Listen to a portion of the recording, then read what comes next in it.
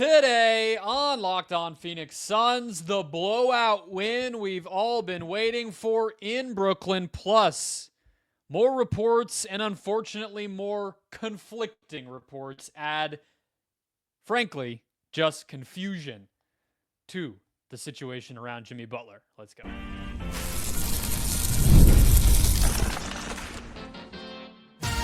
You are Locked On Suns, your daily Phoenix Suns podcast.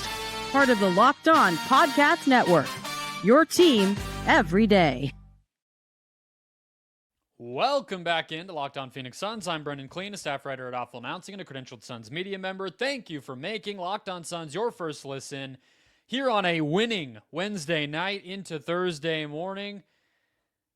Don't forget, Locked On Suns is free and available on all platforms, including YouTube. So click that follow or subscribe button and do what thousands of other Suns fans have already done. Become an everydayer and get locked on to the Phoenix Suns right here each and every day. Today's episode brought to you by Gametime. Download the Gametime app, create an account, use the code LOCKEDONNBA to get $20 off your first purchase. Joining me, as always, from the wonderful West Valley, my fellow Suns credentialed media member. How are we feeling after a win here on a Wednesday night, Ben Garcia?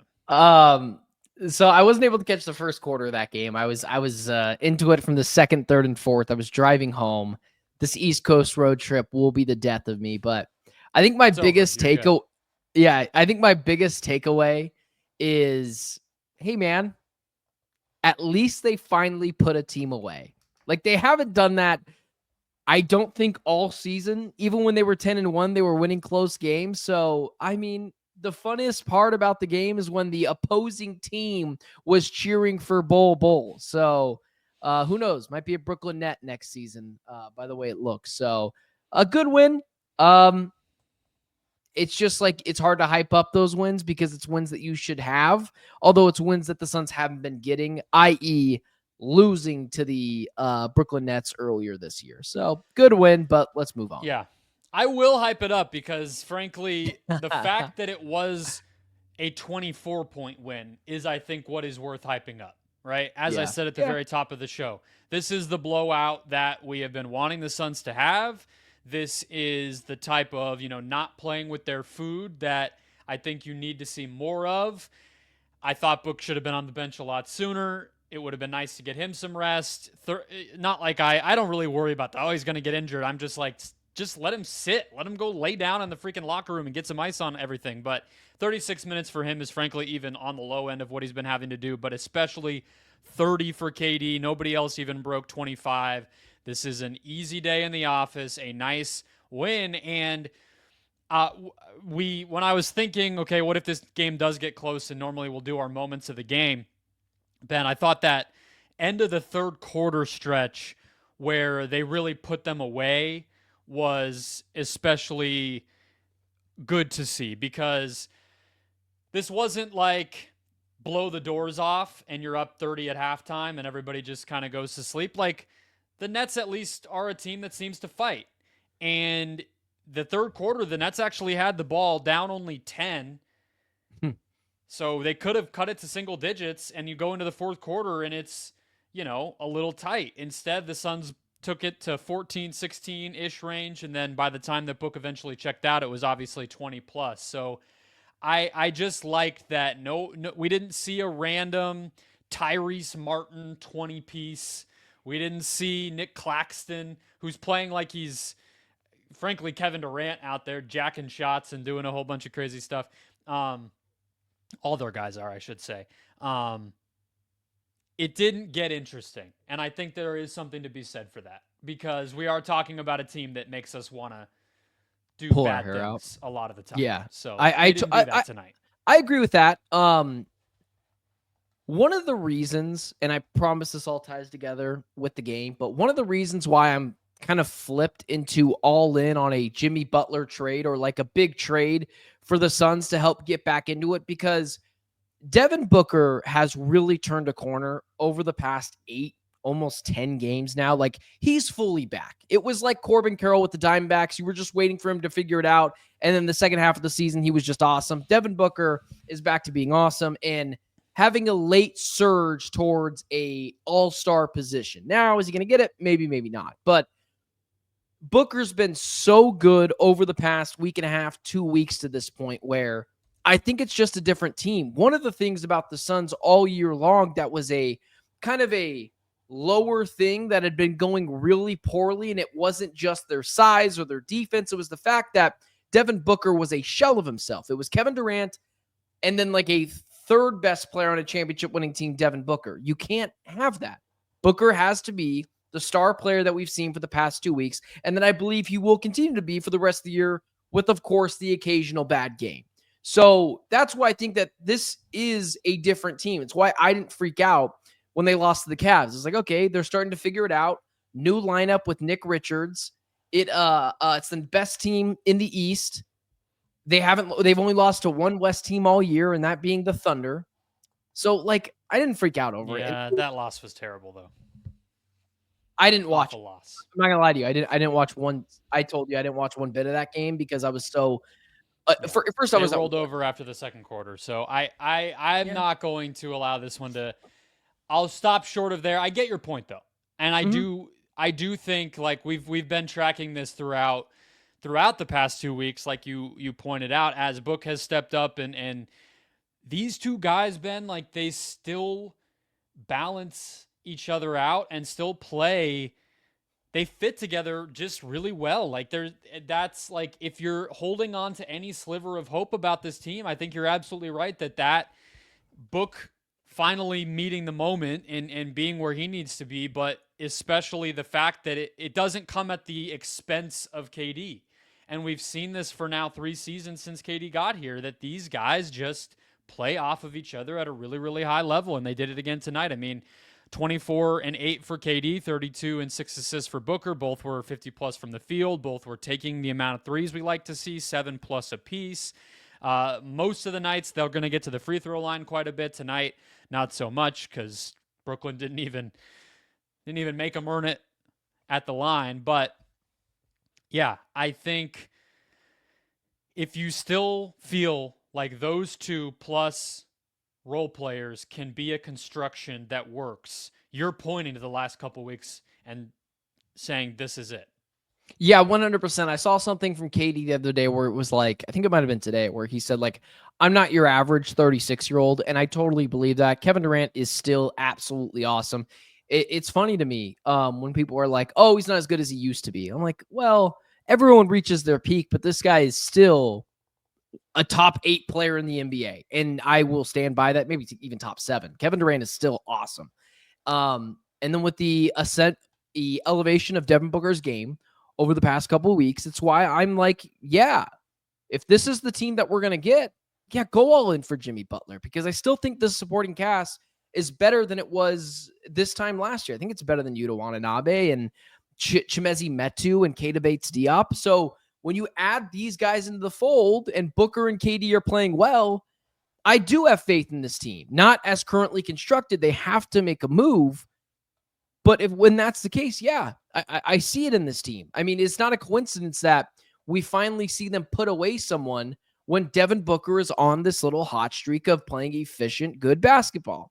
So yeah, that's what I saw from that. And then like a really big thing tonight, it's not something to be super proud about, but only 11 turnovers. And midway through that third quarter, it was like 6 turnovers. So if the Suns can take care of the problem is they're just not consistent. And I don't want to mean to be like Debbie down on a win, but like tonight, right? 41 3-pointers jacked up. We need to see them shoot more threes. Booker and KD both shot 7 apiece. We just need to see a firm identity with this team and commit to it for a long period of time, as well as keep the turnovers down. And if that happens, KD, Booker playing well, add another piece to it. Yes, I won't say championship contender because I need to see how they are for a 30-game sample size, but that is a team that can be a contender. So that's just kind of where it was on that. It's a good win. It's a good win. I don't mean to poo-poo on it. I just wanted to be consistent. No, but you're right. I mean, look, it's no Cam Thomas, no Cam Johnson, no D'Angelo Russell, no Ben Simmons. Like, this wasn't even the Nets. This was like the B team of the Nets. So no, this is like the D team. Yeah, the D team. I mean, like, obviously nobody's going to say that anything as a corner has been turned off of this game alone. But like I said, I do think it's fine to hype it up by just the simple fact that We've been wanting a blowout. They gave us one. And now it's on to another team on Saturday night that you should blow out too. The Washington Wizards at home should be an easy win. Do it again, right? That's kind of has to be the mentality. But let's get to the trade news on both the Butler side and the Beal side as the saga continues. The team that everybody had penciled in as the acquirer of Bradley Beal, was it ever real? Next. First, today's show brought to you by Talkspace. Therapy is a game changer. It can help manage stress, improve sleep, and communicate more effectively. But finding the right therapist and fitting sessions into a busy schedule can be a challenge, and that's where Talkspace comes in. Talkspace, the leading virtual therapy provider, makes getting the help you need easy, accessible, and affordable. With Talkspace, signing up is simple. You match with a licensed therapist who fits your need within 48 hours, and it's convenient when you have sessions from the comfort of your home, and even message your therapist between appointments at your leisure. Plus, Talkspace is covered by many insurance plans, and for most insured members, it's just a $0 copay. It's never been easier to prioritize mental health. As a listener of this podcast, you'll get $80 off your first month with Talkspace when you go to Talkspace.com/LockedOnNBA and enter the promo code SPACE80. To match with a licensed therapist today, go to Talkspace.com/LockedOnNBA, enter promo code SPACE80 to get $80 off your first month and show your support for the show. That's Talkspace.com/LockedOnNBA, promo code SPACE80. Keeping it rolling, don't forget to sign up for the Locked On Suns daily newsletter at LockedOnDaily.com. Just type that email address in, get a great dose of Suns analysis, NBA analysis, fantasy advice, news, and stay up to date with the show all in one place every day. It's free for you, and it supports us big time. All right. So, Ben, at the end of the show yesterday, we kind of gave our predictions on where this thing was headed after the Suns made the swap with the Jazz to turn their 2031 unprotected first-round pick into 3 picks down the road. Both of us agreed that felt like it was just heading us toward Butler coming here. Yeah. And I still think that is probably true. You are nodding that you agree. But it did get a little more complicated today when Chris Haynes reported that the Bucks, who I believe both of us predicted would be the team to get Bradley Beal just based on the latest kind of news that was 24 hours ago when we recorded, that's not quite as legit as we were all led to believe. What was your reaction when that came down, basically right as this game was wrapping up? I dumbfounded, but I just don't believe it. I don't believe it. I don't know if it helps Milwaukee at all to show their hand. So why say it's a real thing? I mean, you told me today off text that Gambo was saying there's a framework for a 5-team deal. They just have to find those teams. Gambo also responded to the Dwayne Rankin, not necessarily the report, but the story of the Brad Beal's agent, Barlstein, basically saying that the report was nonsense, that he would waive his no trade clause. Gambo responded to that and said, yeah, that's ridiculous. It's not true. He absolutely would. What's funny in that story was that even Bartlestein continued to have the carve out of, well, we won't say absolutely no to anything. It's like, then exactly. What is this article? What and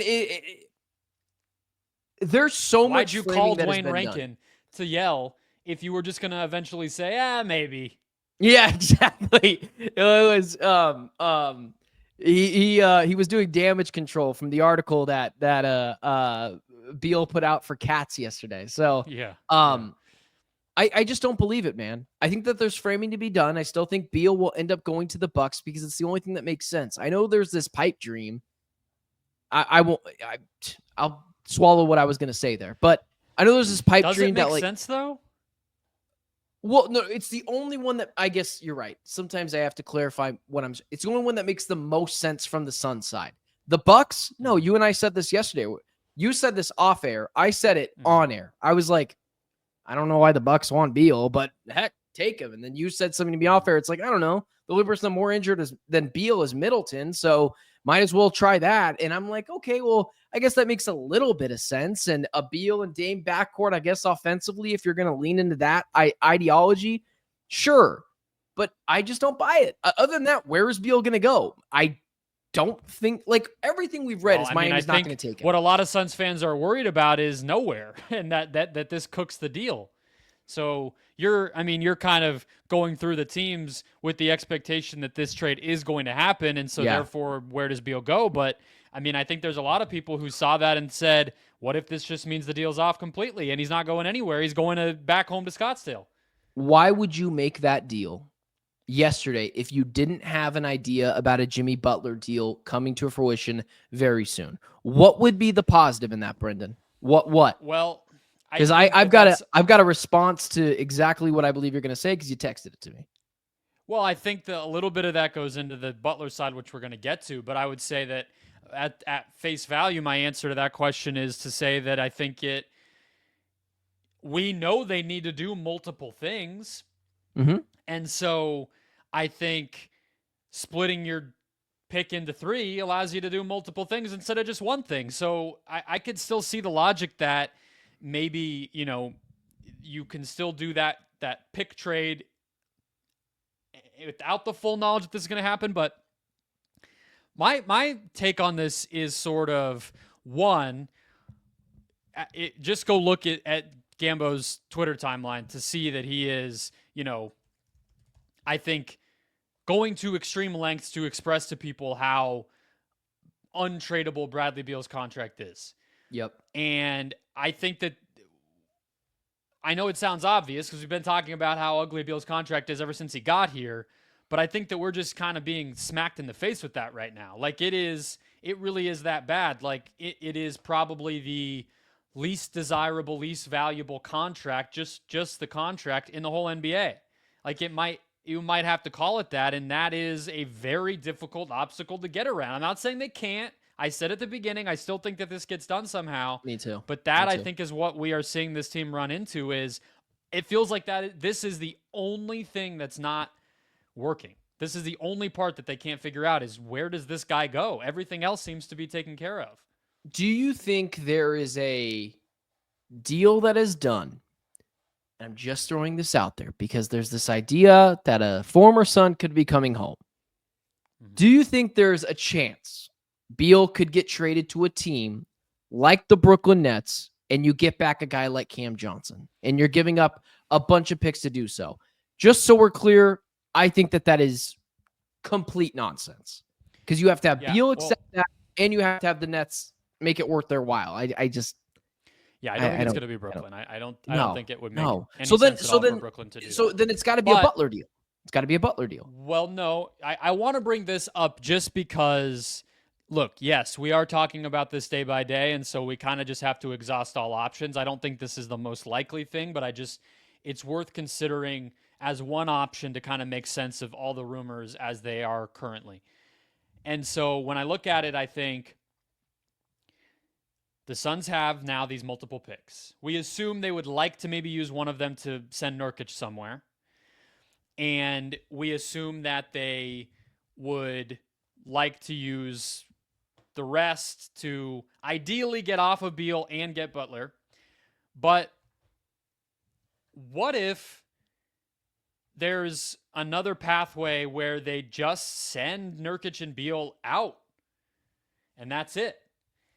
And they don't get Butler, but they at least check the box that I've been most focused on the whole time, which is the getting off of Butler box or getting off of Beal box. And I just would like to remind people that just getting rid of Yusuf Nurkic, if you could take back $0, which is not going to happen most likely, they're going to have to take somebody. But if they did that, they're out of the second apron. We've known that for a long time, right? If they were to potentially take back less money for Beal and for Nurkic and use the picks just to do that, and then you just forget the name Jimmy Butler ever got brought up, you're starting to talk about they're under the first apron or a lot closer to being under the first apron. And there is some value to that. I'm not saying that that's where this is going, but I don't think it's impossible that that the Suns at some point now or in the summer could look to use those picks if they can't get the Butler thing done to just get rid of Brad. I love the devil's advocate. If the Suns did that, I would be very angry. I don't care if they're under the first apron because then I have nothing to trade to make my team better. Then I'm just bettering Matt Ishbia's pockets, and I couldn't care less about Matt Ishbia's money. At that point, I have 1 second-round pick, if we're just shelling away first-round picks, to go make moves. I mean, I guess I could sign Butler in the offseason potentially. I don't even know if that works money-wise, but I don't care about that. If the Suns made a deal yesterday, you wouldn't have cap space, so you're not signing Butler. Yeah, there you go. So there you go. I wouldn't do that either. It's just about getting under the tax and getting out of all these crazy rules. Not interested in making Matt Ishbia's life any easier. He's a billionaire, and I know you're playing the devil's advocate side. I get it. Like, just as a reminder of what that gets you, you get access to your mid-level exception, so you can go out and actually sign like a more expensive role player. And I don't think I need to remind you or any of our listeners of this, Ben, but this team ain't exactly working. So even by addition by subtraction, I don't think it's insane to consider a world where they just dump these players who are not working, get a little bit of financial flexibility, and kind of reset things. I agree with you. That would be kind of admitting defeat and spending more just to fix your previous mistakes, and that's not great, but you're probably also getting something back, right? Like the name Patrick Williams has been out there. There's other guys. Wherever Beal might go, if it's a Detroit or a Chicago, you're going to get players. So maybe you get some role players that interest you along the way. It would kind of be a hard reset, and I don't think it's the Ishbia way at all. But again, like you called it, devil's advocate, or at least just kind of like leaving no stone unturned. I'm just bringing it up. Who do you think, just to kind of put a bow on this part? Yeah. Who do you think Beal ends up with? Because Yeah, I still think it's nonsense that he would go to Chicago or Detroit. I think it's complete and utter nonsense. I don't think Detroit is nonsense. I think that they are a winning team right now. Cade Cunningham is a player who you could, help bring along. You're going to be in the playoffs. Jaden Ivey had a, pretty nasty injury. Maybe, he's at least the rest of this season not a factor. Maybe even into next season is still coming back, and you can kind of be the starter there. I don't think it's a no on that one. Chicago, I don't understand at all. I'm not sure why they would say, "Oh, we can't trade Zach LaVine. Let's get the only other guy who has a worse contract than Zach LaVine." That doesn't make sense to me. So I don't know is my answer. I wish that I had like an awesome one for you, but that's why I was so like, "Oh, it's the Bucks." So maybe I just cross my fingers that you're right and Chris Haynes is just putting stuff out there. But I tend to trust him. I think he's been pretty good with a lot of this stuff. So I don't know.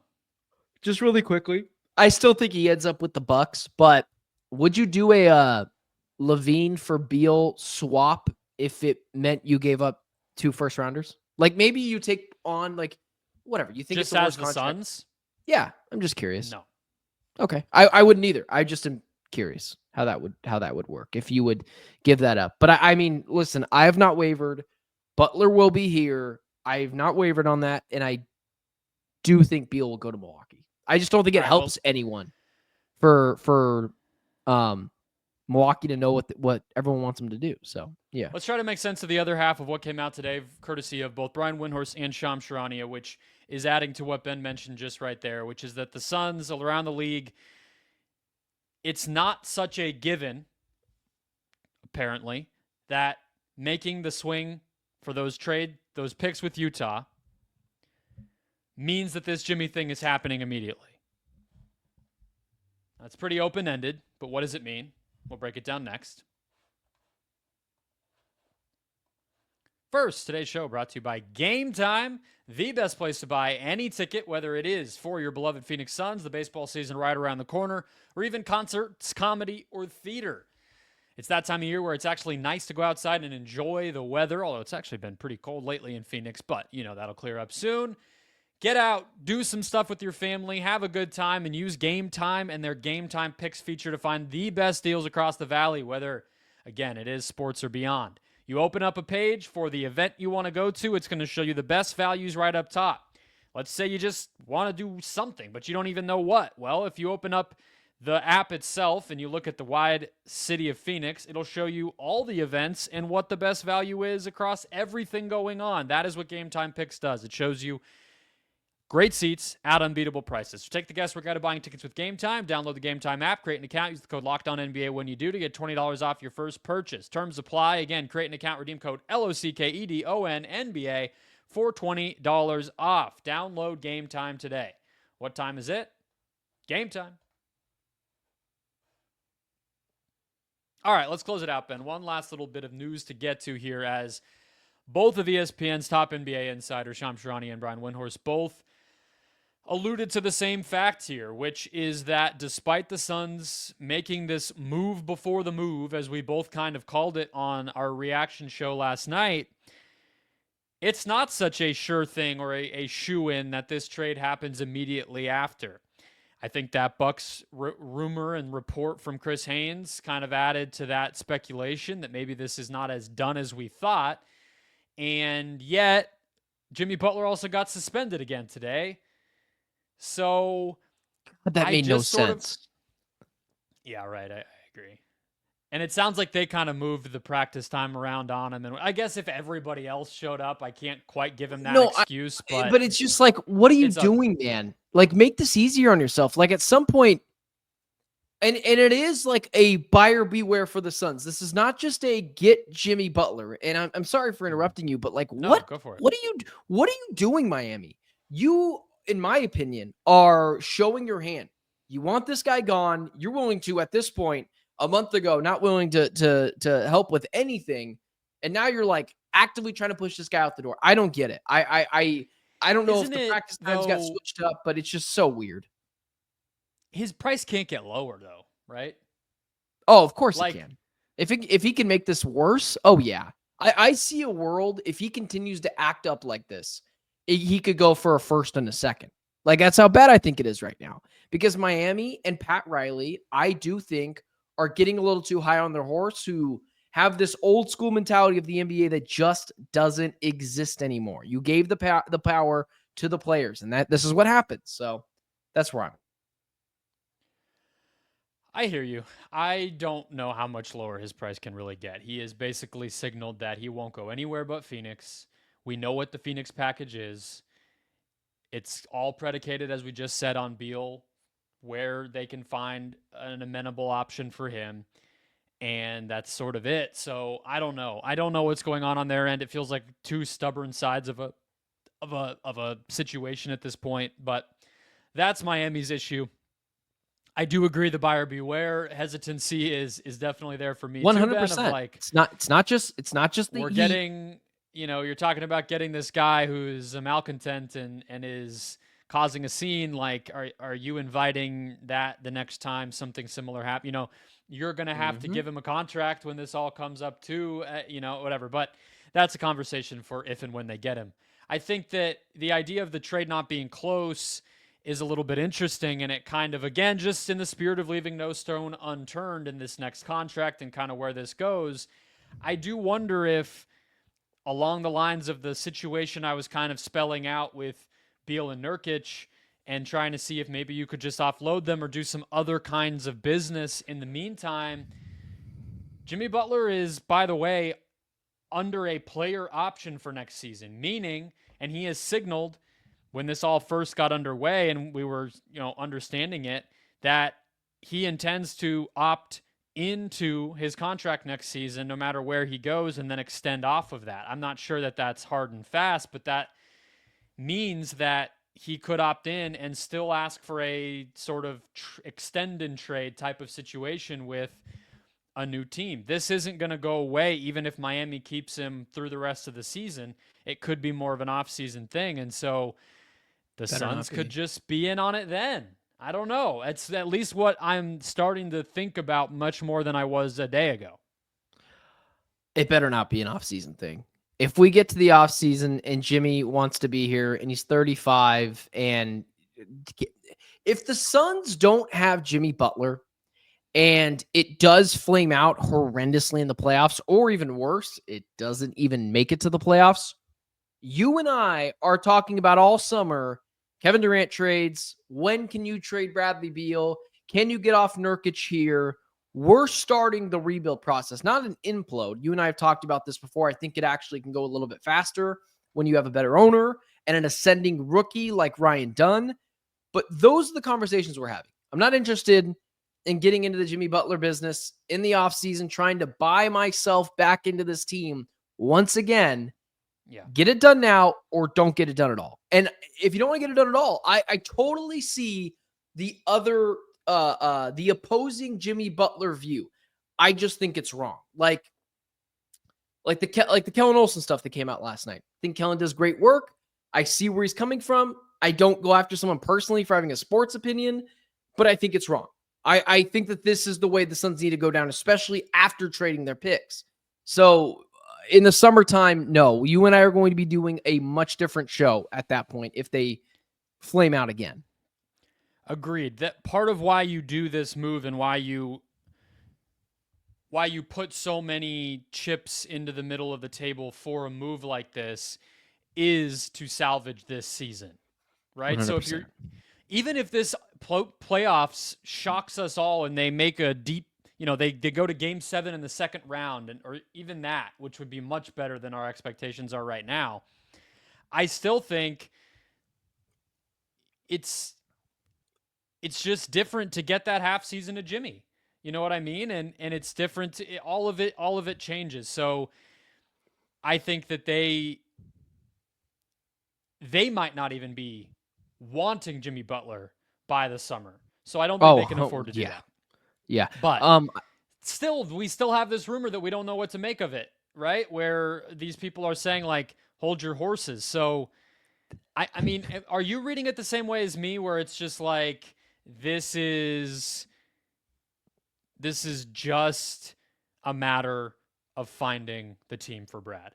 I feel like it doesn't have to be any deeper than that. That's the only last ingredient here. Agreed. And I think it's all positioning, man. This has been the most confusing reported on story for over a month now. Remember when Shams said the Suns, and I sent you a video, a picture of the tweet or whatever, and I laughed at it, and then immediately his agent went after Shams and said he was lying, and then it turns out Shams was actually telling the truth. And now we have the Bucks being in, the Bucks being out, or Beal is going to waive his no trade clause, but we don't actually think so. But unless maybe we want to, I think it's all positioning. I think it's going to happen soon. I predicted tomorrow, and for the love of God, don't happen tomorrow because it'll be a late podcast if that's the case. It doesn't feel like it's happening tomorrow. I think it'll still happen before the end of the week. I still think Friday, Saturday, somewhere around there. It's going to get done, So man. you think Beal's going to the Bucks still? Yeah. You think that was just nothing? I think it's just positioning. I think it's all it is. That's posturing. Not a good basketball fit, though, man. I agree with you, but I think that I can't just get rid of all the potential reporting before by Gambo, who said the Bucks could make sense, or other reporters out there who are saying Bucks, and then Chris Haynes comes out and says that's no. a team he would go to. That's the other part of it that made it so believable, because they were on his list beforehand. But let's just send him back to the Wizards and get Landry Shamet back. He's not even. Who would you anymore. want from Washington? Is there any player that? I mean, Alex Sarr, obviously, just because he's a young, good player. All their young, Koulibaly. You don't even want Kuzma anymore. He's been bad this year too. Yeah, he just chucked shots over there. I don't know. I think it's just Alex Sarr. Is the Bucks continue else? to make the most sense, but Bub Carrington. Yeah, and Koulibaly, who was their top 10 pick the year before. But Bilal Koulibaly. Look at me just naming off. Just naming off random Washington Wizards. Now it ends there. I don't even think I could tell you who their coach is. I don't think I can tell you. Well, you're forgetting a big one, which is Jordan Poole. When Jordan the girls are watching, Jordan Poole. That's right. Exactly. Jordan Poole. Is Jonas Valanciunas still there? Well, yeah. Oh my goodness. As of 4 months ago. Brendon, we just named like 7 Wizards. I don't know if anyone else they just played them, and they're about to play them Saturday. So if we're not going to get the names now while they're in the middle of the schedule when they're actually playing that team, it'd be kind of embarrassing. Yeah, I'll go Bucks, I guess, just because it continues to make, it's like the only one that makes sense. So if it's not that, I'm going to start to sweat a little bit. I guess I'll just stick with that. But I also have a hard time just dismissing Chris Haynes. Oh, no, that's not true at all. Like, I mean, come on. The dude is a reputable reporter. I can't just scoff at it completely. There's a lot of reputable reporters that have said a lot of things. This is the final thing I want to say tonight. And I kind of want to end it on a funny note. Did you see Mason Plumlee chuck up a 3 tonight? Did you see that? Mason Plumlee, if you ever do that again, I'm going to send you to Alcatraz with Yusuf Nurkic. All right? That was something I wanted to bring up earlier in the show. And because I remember seeing it and going, what the bleep are you doing? And if I ever see that again, spaceship to Mars. That was awful. He shot it with his offhand too. Shot it with his left hand. That's how he shoots. That's his shooting hand. It's like when people are... Yeah. Because he does that with the free throws. Yeah, with the free throws, he's left-handed. So I think that's just the only chance he's got to get it to the rim. If I ever see that again, we're sending him to the moon. I mean, it's better than... Was he one of the guys who did the underhand free throws at one point, or is that just Steven Adams? Who was that? I don't know who that was. But I think Steven Adams did it. I don't think Plumlee did. I was gonna say it'd be funny if he had done the granny 3. That would have been the only. That would have been a better shot than what he did. Oh man, I should never feel like I have a better shooting form than an NBA player. That was horrendous. Anyways, that was the last thing. I wanted to end on something funny. This game not being close got Oso out of the doghouse because he did not have a good stint tonight, and Plumlee outplayed him. But, game didn't matter, so we'll leave that for a different day. Hit follow or subscribe if you have not already. We got one more episode before the end of the week. We'll keep you updated with all the trade stuff.